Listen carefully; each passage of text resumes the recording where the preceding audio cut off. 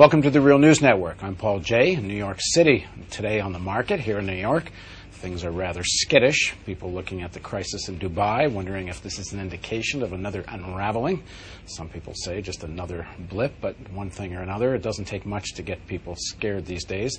How real is this recovery? Everyone's asking. To help us answer that question and also answer the question why we're in this mess is Robert Johnson. He's the Director of Financial Reform at the Roosevelt Institute. He's also the new Executive Director of INET, the Institute for New Economic Thinking, which he's creating together with George Soros. Thanks for joining us. My pleasure. So let's start with INET, Institute for New Economic Thinking. Now, George Soros, and you worked with Mr. Soros in his investment arm, and Mr. Soros made a lot of money under the current rules that govern speculation. And I'm guessing you did pretty good, too. Why do you guys want to change the rules? Why do you want new economic thinking when it's been working so well for you? Well, what I would say is Mr. Soros' thinking is quite different from what prevails in the academic world. The so-called rational expectations hypothesis or the efficient market hypothesis is a far stride away from what he practices. Mr. Soros is in his late 70s now. He's been trying in his own writings to espouse what's happening in financial markets, and he's been ridiculed by academics for many years. The latest crisis, which is kind of a culmination of predictions that he'd been making for many years about the fragileness of the financial system, left him making money and being right, while many in the academic world had nothing to say. They did not prescribe preventive medicine. They did not diagnose the illness or the extent and depth of the illness, and they still can't explain what's happened. Mr. Soros is not only a financial speculator, he's an individual who cares about the future of the world. Because as a speculator, if you're sitting on a lot of capital, you can make a lot of money in this kind of situation with wild swings, and yes. You can wait for things to dump, and you've got the capital to That's go right. buy back in. It's right. actually a very good situation if you're sitting on enough money. Well, when you know how the world works and the rest of the world doesn't know, you tend to be able to make a lot of money when you see them make why do you errors. guys want to fix this? Well, because I think that you view life as more than just what you make personally and financially, and I think Mr. Soros is very strong in his belief that we've been way, way off course since the late 70s in this era of free market fundamentalism, and he would like to see the world organized in a way that's much more productive for the economy and for the people of the world as a whole. So what's this institute going to do? It's bringing together many of the leading academics from various different camps, the post-Keynesians, some of the Chicago School, some political scientists, some biologists, some regulatory officials, and we all agree, meaning 20 or 30 people that are on the board, that the current paradigm has been shattered and that it doesn't breathe with the life of what you might call inspiration from the real events in the world. It's not empirically well-grounded in its theoretical predictions, while being internally consistent mathematically don't describe the planet on which we live. So we'd like to build a community to come together to resolve what you might say where the next direction is. If you look at what's going on in Washington and the kind of discussions that are going on about banking reform, financial reform, if you look what's happening on Wall Street, it's more or less back to business as usual. It's like, okay, we came close to going over the cliff, but we didn't go over the cliff, so let's go back to business again. There's certainly no sense that there's a fundamental fracture or that the system itself is broken. Oh, I would say everyone, if they're being truthful, will tell you we went well over the cliff, and then we pushed them back up over the top with government money and the taxpayers and the bailouts and the guarantees. But what's changed that would stop it from happening all over again? Nothing has changed in legislation, regulation, and that's very haunting. Many, many people now can see that the House bill that was just passed by Barney Frank's committee is really not up to the task. If you say to yourself, does Goldman Sachs still get to engage in proprietary trading with government guarantees? The answer is yes, under the new legislation. Could the collapse of AIG, where the credit default swap market collapsed, happen again if this bill were law? The answer is probably yes.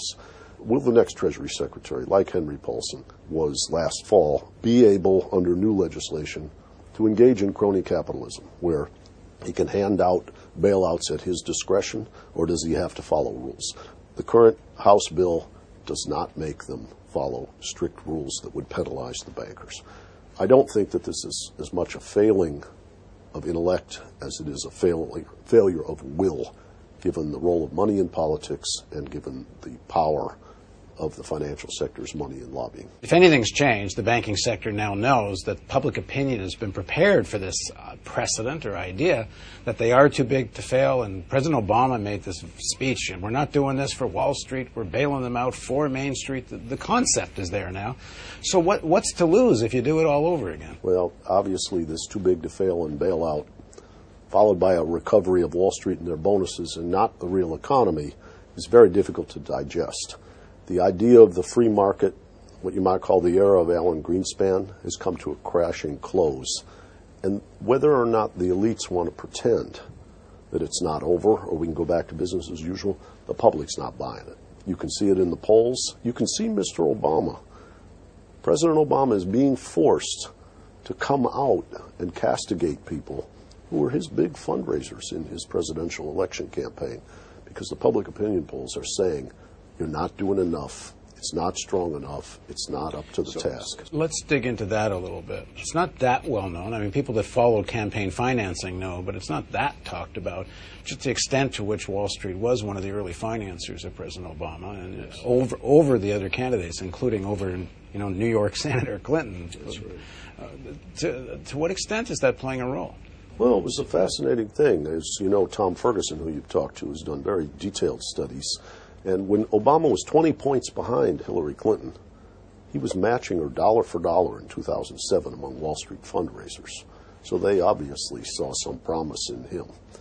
I wouldn't say now that he's elected president that he necessarily has to do a literal payback like it's cause and effect. But one has to consider coming up for re-election in 2012 when the unemployment rate's still likely to be pretty close to 10%. Who's going to support his campaign? Maybe part of the other issue that goes on here, and I don't know how much this affects the person, Barack Obama, or not, but it's not just too big to fail, it's also too complicated to understand. Yes. Like there's a deliberate complexity to all of this, and I'm not the biggest President Obama defender, but for him to get his head around it and to think he needs to gather around him the people who know. Mm-hmm. So he gets the people from Goldman Sachs and people from Wall Street, and he surrounds himself because supposedly they know. But talk a little bit about the fundamental philosophical assumptions these people have about the world and about the economy, because you've been with them. You were one of them. Yeah, well, this complexity you refer to and this opaqueness seems to give a number of people license to believe that they can make decisions that are good for society as a whole because they're what you might call the elite ones who understand.